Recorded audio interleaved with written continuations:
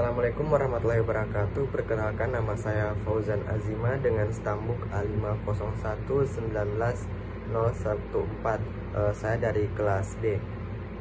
Baiklah, di sini saya akan menjelaskan sedikit tentang teori behavioristik. Baiklah, kita akan membahas tentang teori behavioristik dan penerapannya.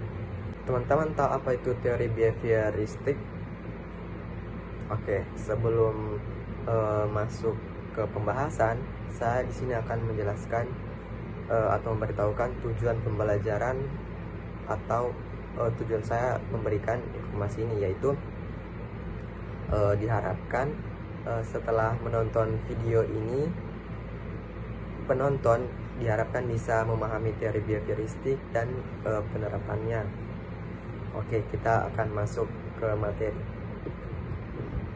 Apa sih itu teori behavioristik atau behaviorisme?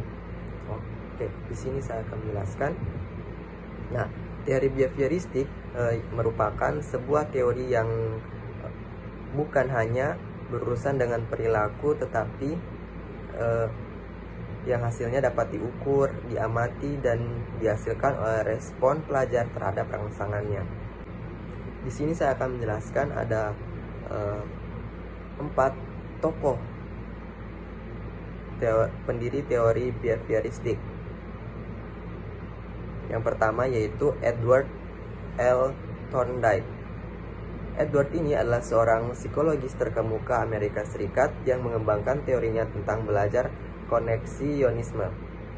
Kenapa disebut koneksionisme?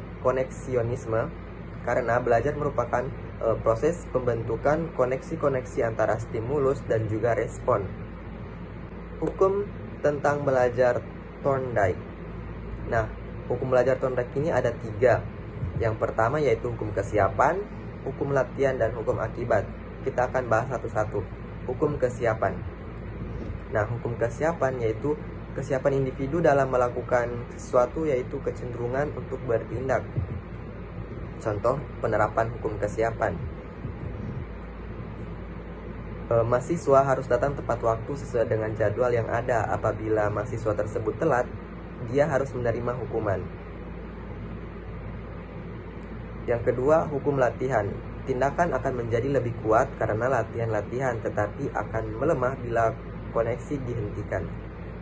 Nah, contoh penerapannya hukum latihan, yaitu dalam jurusan IT ada beberapa mata kuliah yang saling berhubungan setiap semesternya, maka harus merecall atau merangkum mata kuliah sebelumnya agar tidak lupa, merangkum materi-materi agar tidak lupa.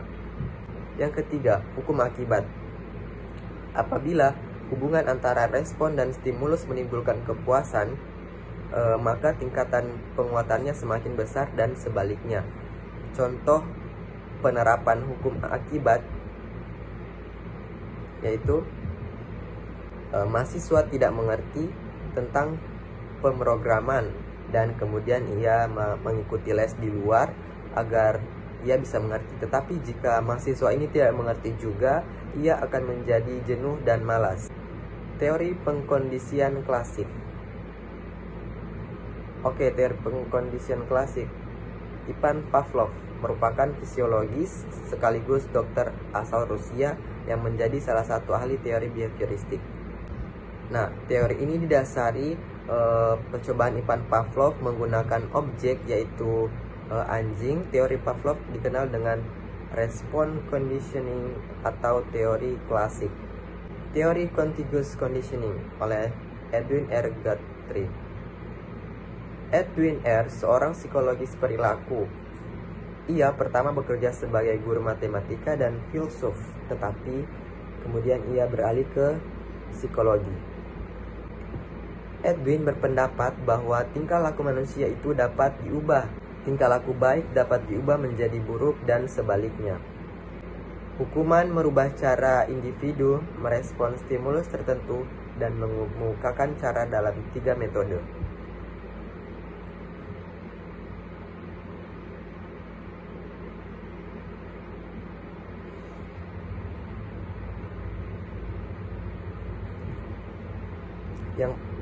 Yang pertama, Metode respon bertentangan. Jika suatu reaksi terhadap stimulus tertentu telah menjadi kebiasaan, maka cara untuk mengubahnya adalah dengan cara menghubungkan stimulus dengan reaksi yang berlawanan. Nah, contohnya, untuk menghilangkan perasaan takut siswa, guru bisa menjuru siswa maju terus-menerus tiap ada soal yang dikerjakan di papan tulis. Yang kedua, metode membosankan. Hubungan antara stimulus dan reaksi yang buruk itu dibiarkan saja sampai pelakunya merasa bosan. Contoh penerapannya yaitu seorang guru bisa menyuruh siswa tersebut membuat catatan berlembar-lembar secara terus-menerus sehingga ia akan merasa bosan dengan sendirinya. 3. Stimulus. 3. Metode dan mengubah. 3. Metode mengubah lingkungan. Suatu metode yang dilakukan dengan jalan memutuskan atau memisahkan hubungan antara stimulus dan reaksi yang buruk yang akan dihilangkan, yakni dengan mengubah stimulusnya. Contoh penerapannya yaitu seorang siswa yang suka ramai di belakang kelas. Nah, untuk menghentikan kebiasaan ramai siswa tersebut, guru dapat memindahkan tempat duduknya, seperti dari belakang dipindahkan ke depan. Oke, kita masuk ke teori operant conditioning. B.F. Skinner, seorang psikologis Amerika Serikat yang terkenal dari aliran behaviorisme, memahami tingkah laku peserta didik secara tuntas perlu memahami hubungan antara satu stimulus dan stimulus lainnya, respon dan berbagai konsekuensi. 6 konsep dan penerapannya. Yang pertama, jadwal penguatan. Yang kedua, generalisasi. Yang ketiga, perubahan perilaku. Keempat, modifikasi perilaku. Yang kelima, regulasi diri. Dan yang keenam, aplikasi pembelajaran. Semoga bermanfaat dari materi yang saya sampaikan tadi.